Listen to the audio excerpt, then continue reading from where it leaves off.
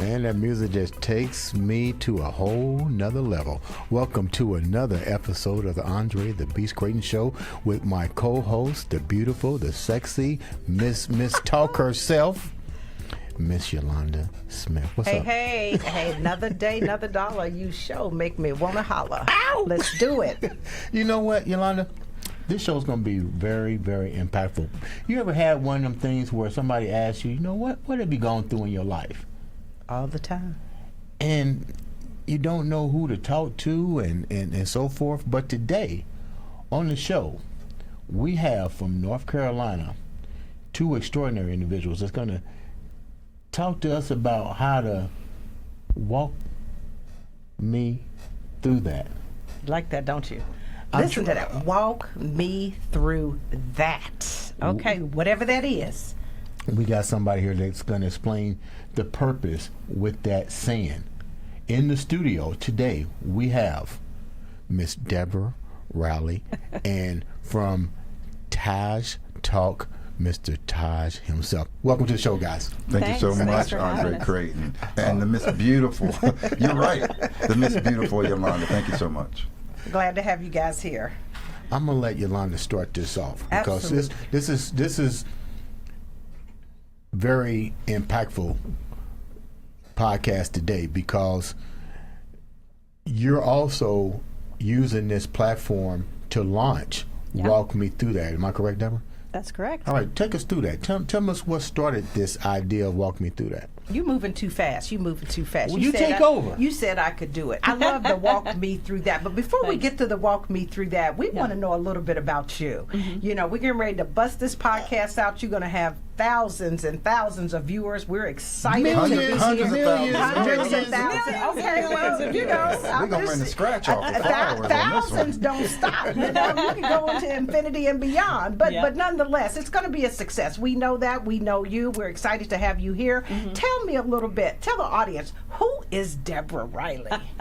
Who is Deborah Riley? Well, Deborah Riley's a lot of things. I'm a therapist by trade, although that's not what this show is going to be about.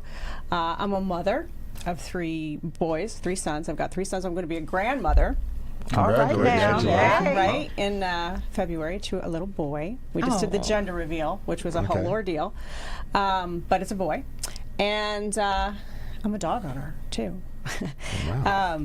Maggie May is my little dog at home. But really who I am is somebody who just has always enjoyed a story. You know, I've always been a listener. I'm a therapist, right? And going way, way back, as far as I can remember, I had this sense of division. I saw it at a really young age. And I've been able to see it through my life. And when we had this pandemic where we were all sort of sheltered in together, and then sort of the last 4 years with everything going on in the world, never more did I see division. And I wanted to do something towards repairing some of that division. You know, one of my trades is trauma. I also do marriage and family therapy. So the whole point of that therapy is repair, right? Restoration. So it got me thinking, how do I do one movement towards restoration with what's going on in the world? And it always comes back to connection. You know, when we know someone, then it's harder to separate from them. So let's do this. Just for the audience purposes, when you say division, help them understand what you're speaking about. Well, I grew up in a suburb actually outside of Indianapolis, and it was an all-white suburb. What suburb was Must that? have been Carmel. It was Carmel. That's where I live now. Don't go there.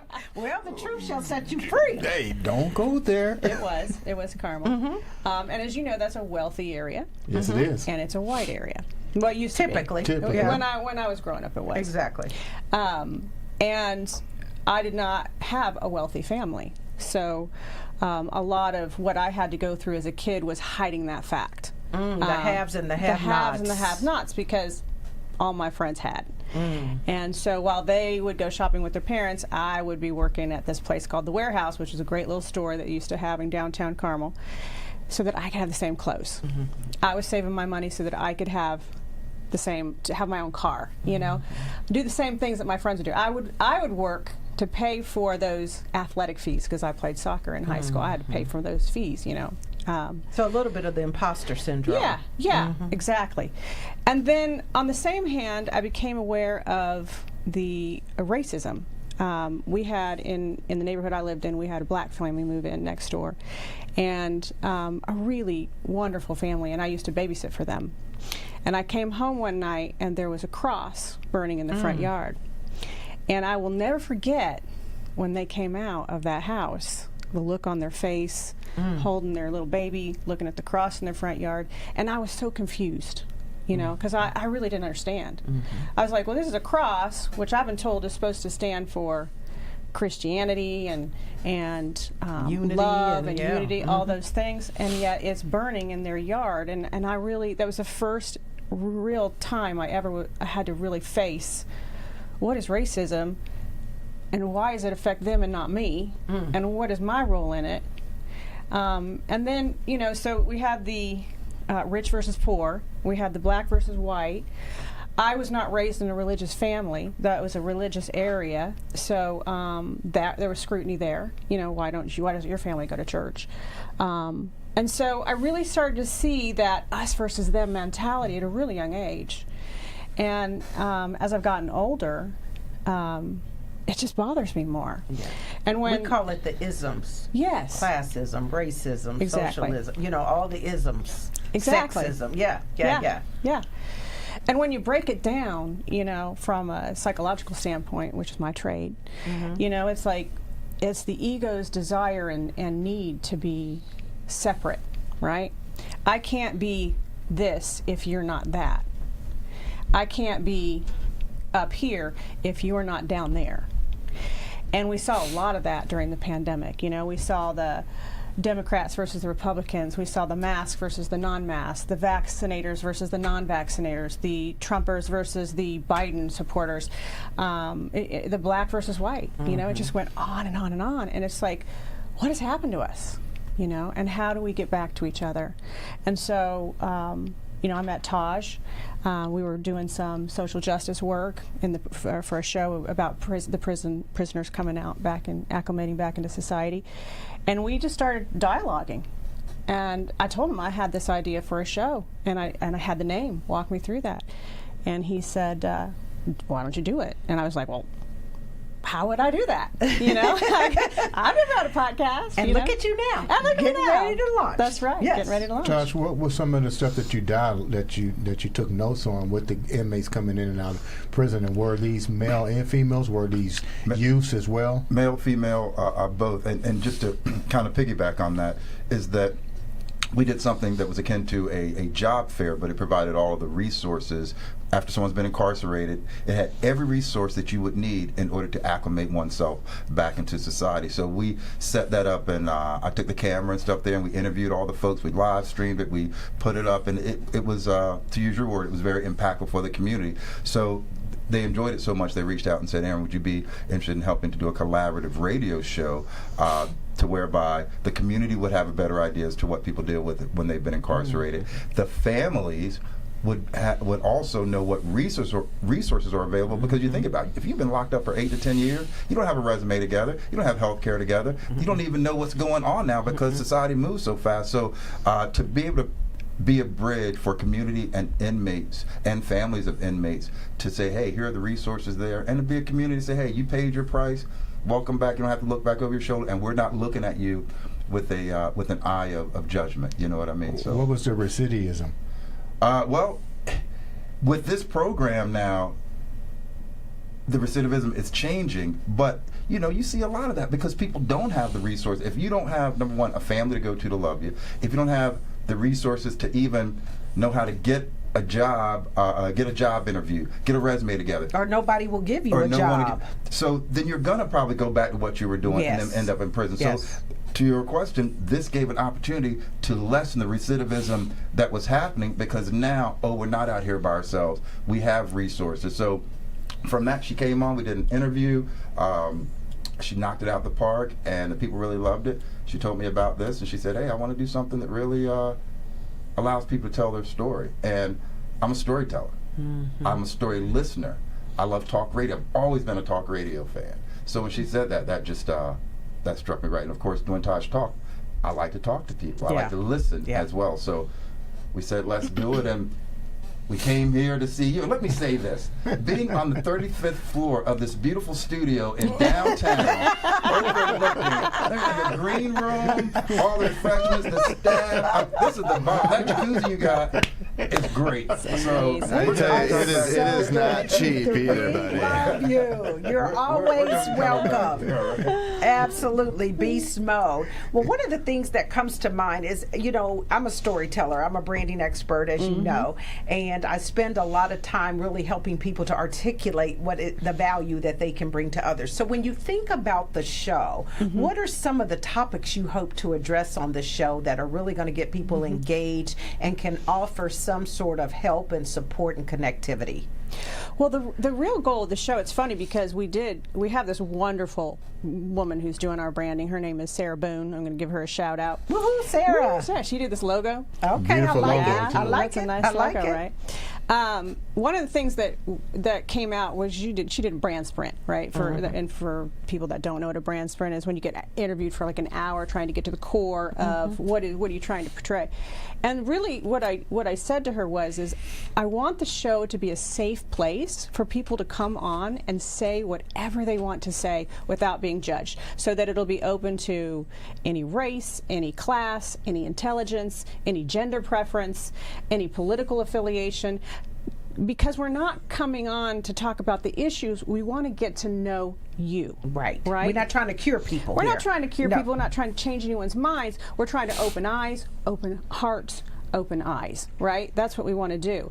And I've joked and I've called it's an evolution revolution, right? Because it's like we're here on the earth to evolve, right? Somehow we got stuck, so we got to have a revolution to get us back Yes, into yes, that place yes. of love and compassion and understanding of each other. You don't have to agree. You don't have to agree with anybody. But at least agree to disagree. Agree we don't to have to fight disagree. about That's it. We don't right. have to shoot about it. That's exactly We can just right. say we don't agree. Yeah. I mean, when you think about it, what's going on in the world today is really unnerving. Just when you can cut somebody off or, cut a lane of traffic and all of a sudden as a result a 6-year-old child dies because somebody pulls out a gun and starts Right. shooting. Yeah, I heard about You that. get It's mad and you don't like your work, so you just go and shoot up everybody in the workplace. Yeah. There is something fundamentally wrong with that thinking. So somewhere we've definitely lost our way. Yeah. But when you think about it, allowing people to be themselves, do you feel like that will give the community that comes in to watch you an opportunity to really understand that we're more alike than we are different no matter what we're going through? Absolutely. I mean, when couples come to me when they're estranged in their marriage or their relationship, it's usually because they've lost the ability to be vulnerable with each other. It's just not, they don't feel safe anymore. And, what I want is for people to feel safe in being vulnerable, because that's where you create intimacy, right? And when you're intimate with someone, then you care about them whether you agree with them or not. I mean, how many of us have family members that we'd rather do without, but they're family, we love them, and we want to try to keep the relationship. And so we communicate and we work through things and we try. And we stopped doing that as a society. We stopped trying. We sit back and just judge. And that's what is not working for us anymore. Yeah. You know what's interesting is that I feel like in one sense, I felt at one point we were coming a long way. And then I feel like this past year really just took us back to almost say, have we really evolved at all? Yeah. You may be surprised to know, because you're living in North Carolina right now, but do you realize that the town that you grew up in right to this day is having fights over diversity and inclusion in the Carmel schools, where literally the parents are opposing this. Wow. Saying that they don't need it and that it will inhibit their children's freedom of speech. So that I guess you should feel free to call somebody an N-word whenever you feel like calling it. Yeah. But the crazy part is that this is still where we are. This is right now. You can Google it right now. Well, this is a perfect example, Yolanda, because what I want to say to that person that's driving that movement is, what's going on with you?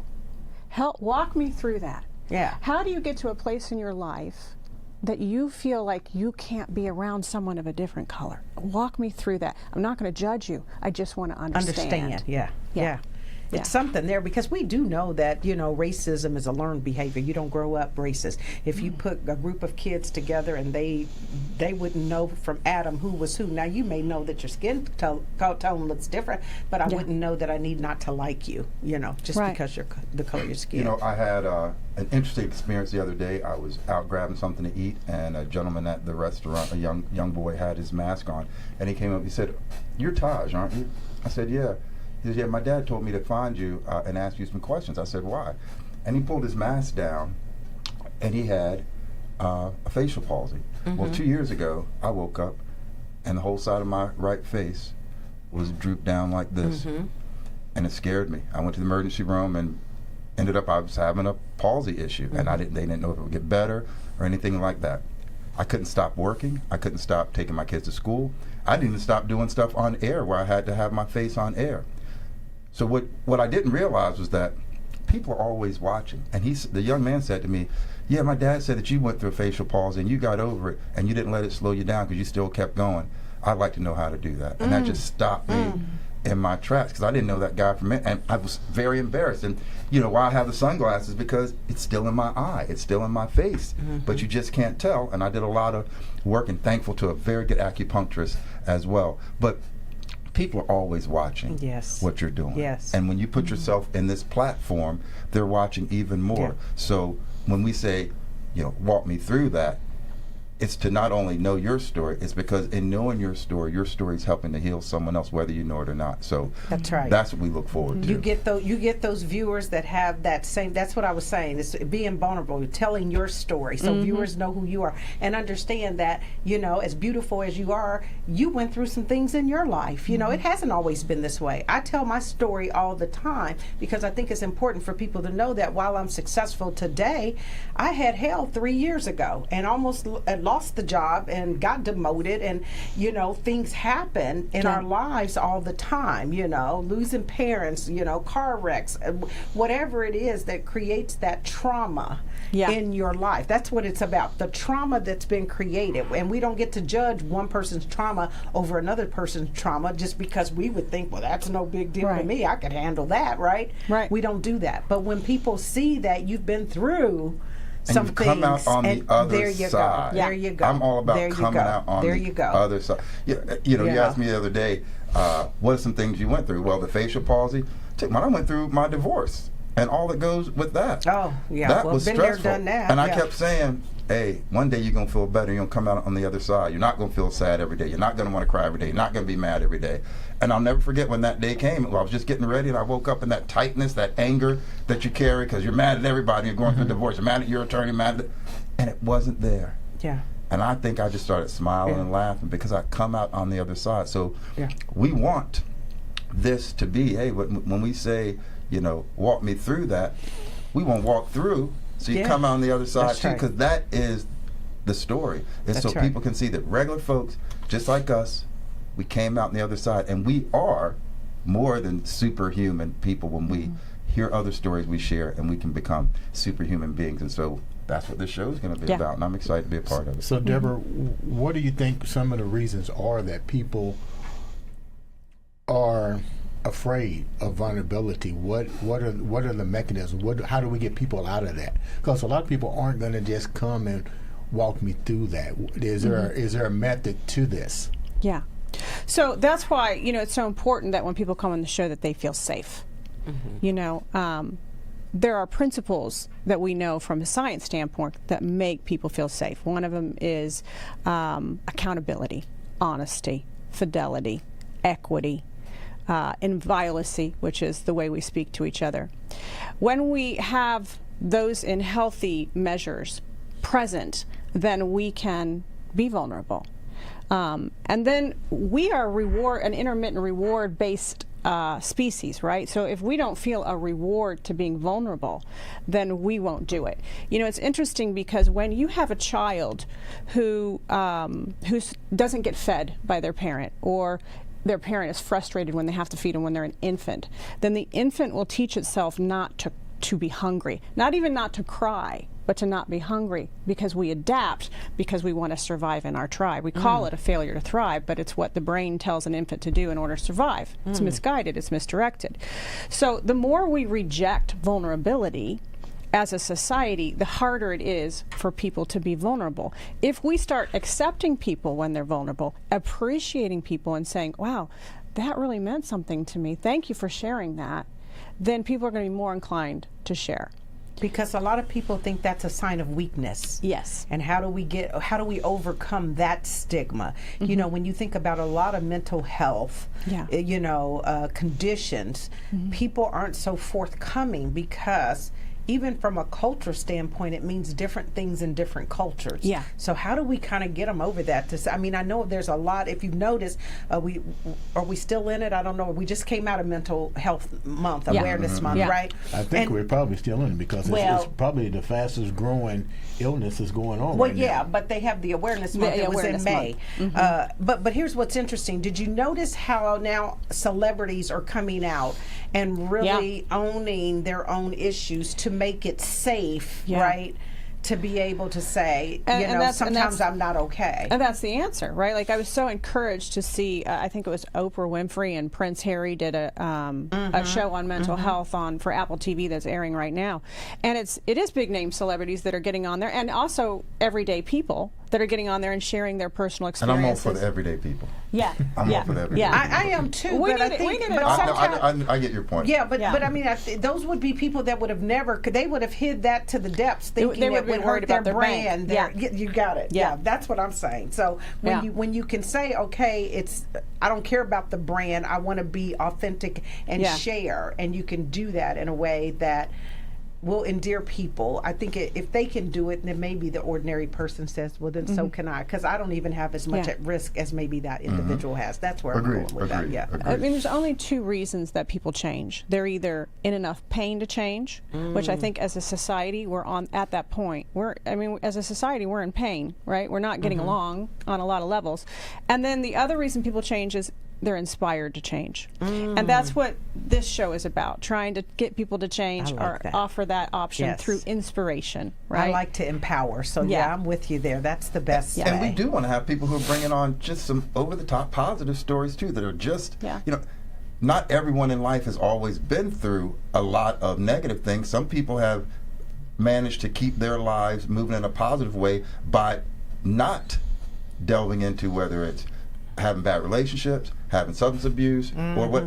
There are those people. We want to find them too, and we want to say, "Hey, come and tell us." Do they exist? They do exist. Do they exist? Well, they've done been through something. It just may not be to the magnitude where it just took them all the way down. Because we all go through something. Yeah, and usually those folks it's a support system around them. Is what you find out. Having grandmom and dad, all that. Maybe it was a coach, maybe it was a teacher, but it goes back to it was having folks around you, keeping you. That's right. That's why the concept of walking in a straight line may look good, but sometimes we just got to walk in a group, because if you lean this way, somebody's got you. Lean that way, somebody's got you. Lean that way. So sometimes when we just come together and we cleave to one another, that's how we stand strong. You know what I mean? Makes sense. Makes sense. No, that's good stuff. That's good stuff. So when are you planning on launching the podcast? That's Today. We're right here doing it. okay. Well, this is it. This is it. See, it's the name's right there. There you go. This is it. We have come This out. is the jump. We're gonna be on the air This real is the soon. jump off. You don't know about the jump off. The This is the jump jump off. off. The Who jump knew we were off. coming to Naptown for the jump off? Hey, you know well, what? I had to come here though because I've been mad at Indianapolis For what? since Why? 1982. 82. I grew up in Baltimore.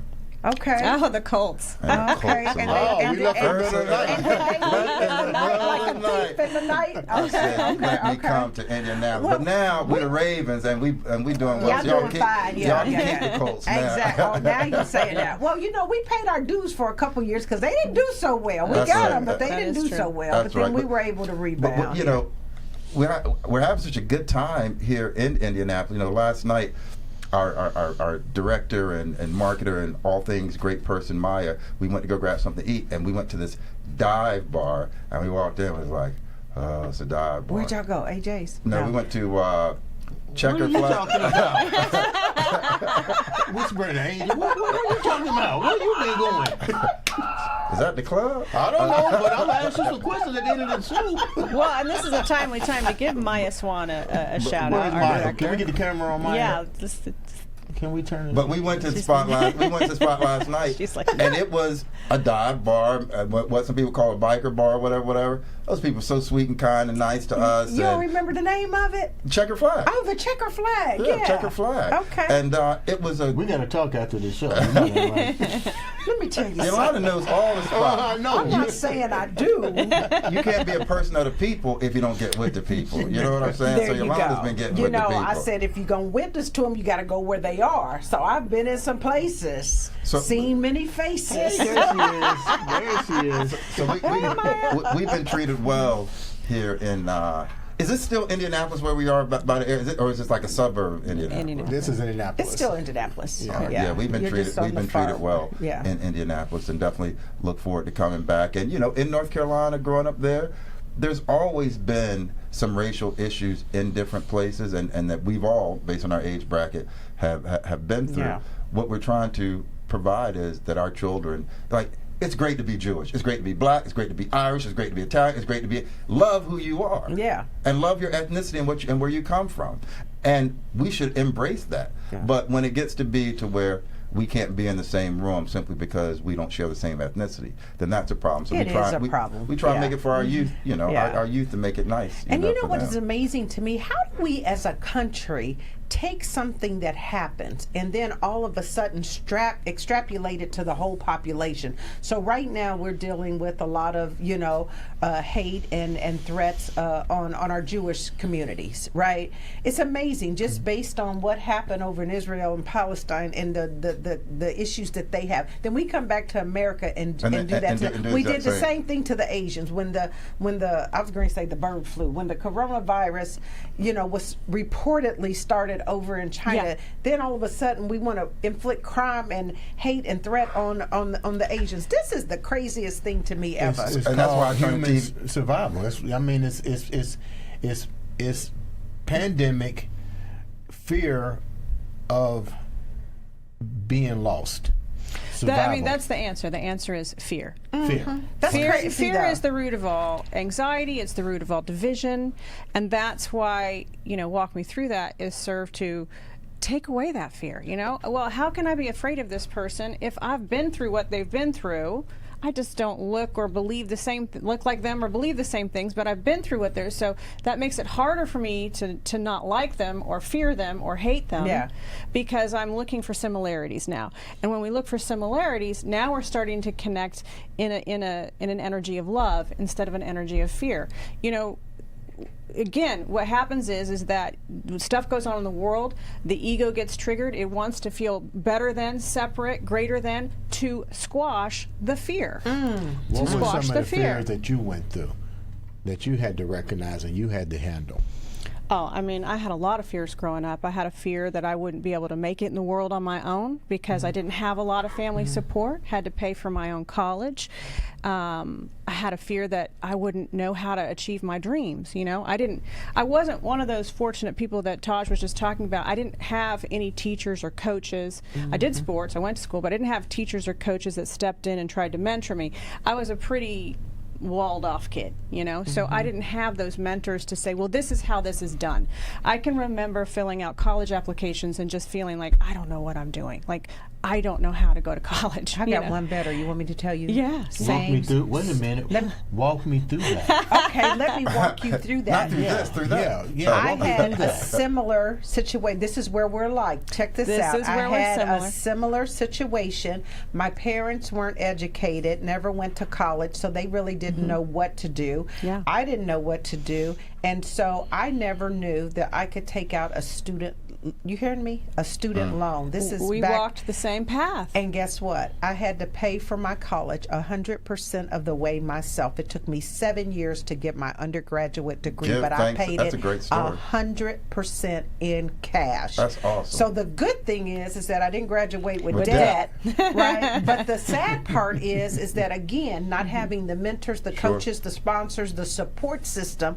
You know, that's why I do what I do. You Yeah. know, and I help people to understand that these things are important because you can go further faster. So while it's great that I was able to endure, imagine if we could help others to not have to go that path and the road can be a little smoother. Well, you know? that's the beauty of. I mean, look at how the medium of media is changing.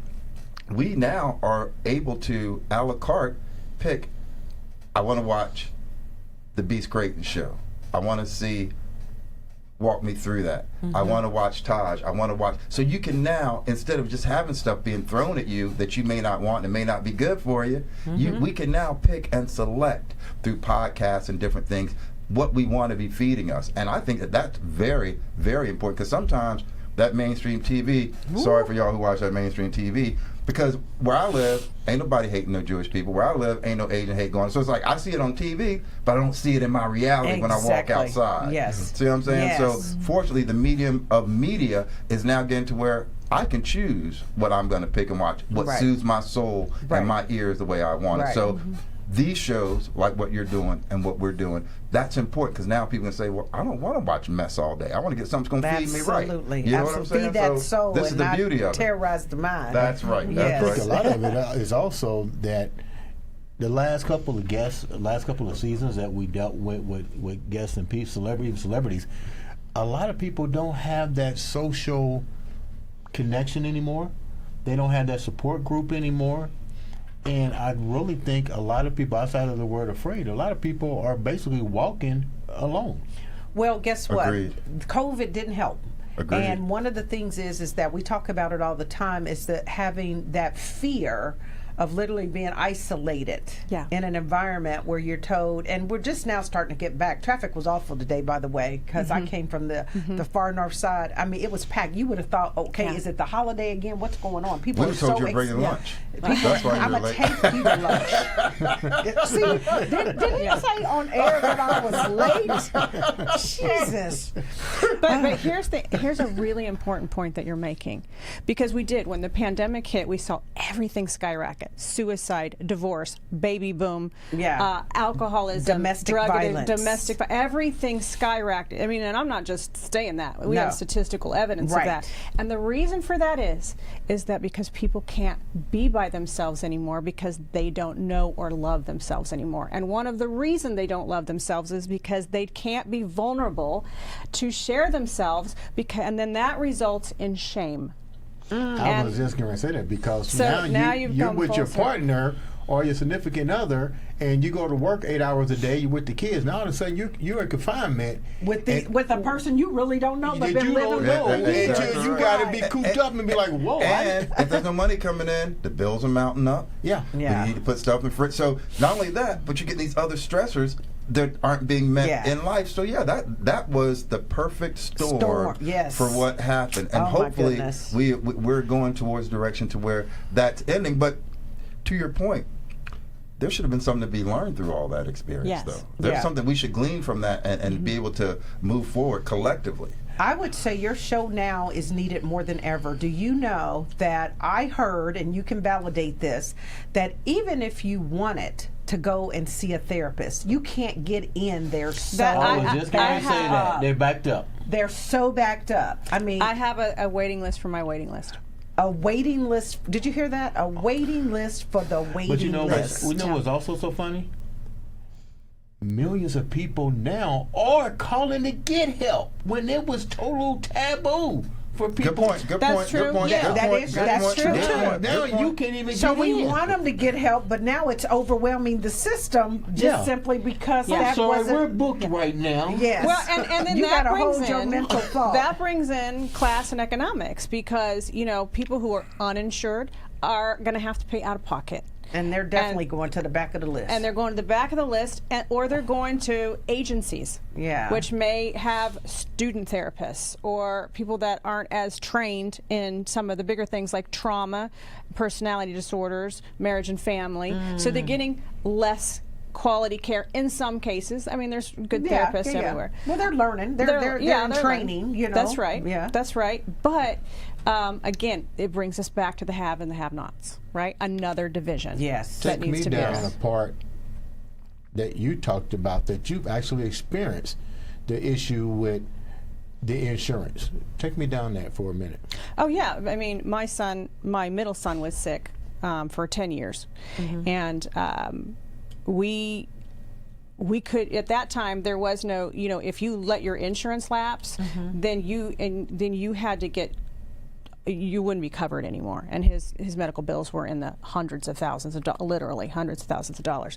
And so no matter what was going on in our house, we had to pay that insurance bill. And sometimes we had to take from this to pay that insurance bill. Rob Peter to pay Paul. That's right, exactly. Because at that point we weren't at an economic level. And in fact, when he was an infant, he needed to have this formula that was $18 a can. He had to have 3 cans a day. We made too much money for WIC, but not enough money to be able to afford that. Yeah. And so you get in these loops of the have and the have-nots. But if we circle it back to mental health, we have an epidemic, right? And then we don't have the resources for everybody. Yeah, you know what's kind of interesting, I'm not going to get us off, but that's the working poor. You got a job. Yes. You just don't qualify for the insurance, or you can't afford the insurance. That's you know right. what I mean? But you're working. Yeah. It's not like you're sitting here wanting to be taken care That's right. of, you know. And then the insurance that you can't afford, you're going to have a $bazillion deductible. Exactly. And you have to go especially to 2 doctors. You know, especially today. Yeah, Yeah. it's a cycle that we really got to figure out a way to do it. And I think one of the ways, and I hope we can get there, is just really increasing that minimum wage so people can have a livable wage. There's a difference in a minimum wage and a livable Absolutely. wage. I just talked to somebody about it. I'm glad you brought that up, because I told somebody asked me, say, how do we move forward? And it's kind of like what Todd said and what you said, Deborah, and what you just said. People want to be comfortable. They want to have a secure job, make a decent wage, and feel safe. But you bring up a good point, Andre, because we sit here and we tell ourselves it's an issue of money, but really it's the feeling that money brings, which is freedom. It's an issue of freedom. Yeah, It's I like not. it. It's not the actual money. That's it's right. the issue of freedom. Yes. And how do we bring some of the freedoms afforded to people with money to the people that don't have money? And it reduces the fear. And it reduces the fear. The fear. It always the comes fear back of to not the fear. having the fear of can't take care of your family, the fear of no That's food right. on the table. So, I'm excited because one of the guests that we have coming up is a lady who, when I first met her and she told me what she did, I think it may not seem like it, but I'm an easy crier. A story can hit me. Oh, and God, let me come up with a story to make him cry. In a heartbeat. But this My eyes already over here watering. Oh, so that's the reason he's wearing sunglasses. So this lady has an organization called Pharaoh's Daughter, and what she does is, if a woman's about to be incarcerated and has had a baby or is about to have a baby, she gets permission to take care of that child until the mom is released from jail. And I actually got to see one of those before when, this is always a tough one, when seeing a mom being reunited with her child. And And when you see this and you see the work that people are doing out here, you're like, how can we be mean to one another? Because that vibration in and of itself, when I think about it right now, just makes me feel nothing but love and right. And just being humble. We're going to have this lady as a guest, and when she sits there and tells that, and maybe I'll go and finally edit the video and we can play that. Yeah. But when people doing work like that, yes, that is, Yeah. you know, Yes. I don't go to church, but we are the church, so Yeah, that's having right. church right there. Where two or more gathered That's right. in So his when we name. can bring guests on like that can reach out through the internet and touch the people's heart, like Yes. I see it touch your heart. Just Yes. because Yes. So You know, I'm a really, mom, I get That's it. right. You know so what I mean? I'm really excited that we can bring people that Yeah. will do that. And you know, what I mean? that is important, because I think what we don't do is spotlight enough of the good people that are out here. So Yeah. even in trying to help somebody with trauma, you highlighting organizations or individuals that are really actively supporting Right. these causes to make sure that people have an opportunity, because that's all it is. You know, at the end of the day, I tell them, we don't want a handout, we want a hand up. You know, it's Yeah. a hand And up, sometimes not we a need a handout. hug too. Come You on. know, hey. Well, and that's kind of the point of the show. It's like we're going to have Andre on as a guest. Oh, God, you don't want my story. And, you know, everything he's got going on in his life, everything he's accomplished in his life, we're actually going to talk about one moment in his life that was really challenging for Yeah. him. You know, because we want to get down to that vulnerability, Right. that heart and soul. Yep. Because then they look at someone like Andre, who's successful and has all these accomplishments, and says, well, wait a minute, he was homeless? Like, what?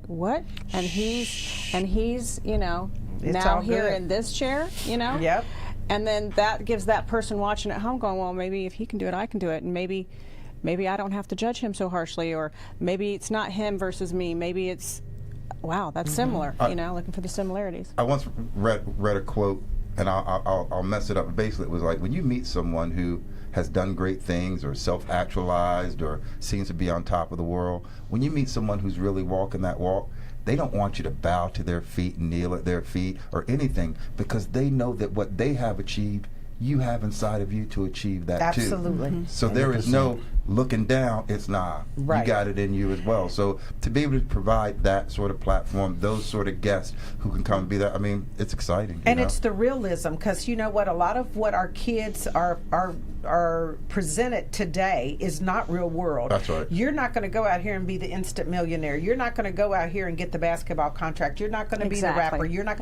Those happen to a very small right. amount of people. That's not the norm, and that's where it gets twisted, because most people that have been successful have failed time after time after And time. after time and the time. difference between them is they never gave up. And then the Exactly. failures don't become failures. They actually become little rewards that you then wear, because Right. without those experiences, you wouldn't be where you are. So you wear those Right. failures as like some fine jewelry then, like, Right. nah, I went through that because I had to. Yeah. And that's what makes life good, you know? But they need to know it's just not easy, and you just have to stay the course. So hopefully that will. Yeah, if you look at the work of Viktor Frankl, he was a psychiatrist, psychologist back during the war, World War II. And he was put in Auschwitz concentration camp, and he used that time to study human behavior. And he has a book on his research called Man's Search for Meaning. And essentially what he learned, and he had this whole logo theory and all this other stuff, but the essence of what he learned is that the people that survived the concentration camps had one thing in common, and that was they believed that they had a higher purpose, that there was a higher calling. And that's what this show is also serving to do, is to remind people that we all have a higher purpose. We all have a higher calling. And sometimes we get filled with fear and we forget about that. And so we're hoping that this can be a platform where people can start to look at themselves and say, you know what, I believe in that cause. I might be able to make a difference in that cause, or I've been through that, and maybe my higher purpose is along that same line too. Yeah. Or I've judged that, and maybe I don't need to judge that, and maybe I can look and see what's going on in me and find my higher purpose, if that makes sense. That's really the essence and the soul of the show. Gotcha. It's a show that's clearly long Wow. overdue. Absolutely.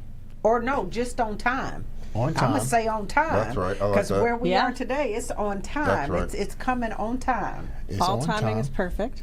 And we are very proud and honored to have been the host in the spotlight Of the coming out. of the Coming Out AKA the jump Walk off. me. AKA The the jump off. AKA the jump off of walk me through that. Love it, love it, love it. It's been a pleasure. Ladies and gentlemen, Thanks for this having has us been on. the Andre the Beast Show. Show.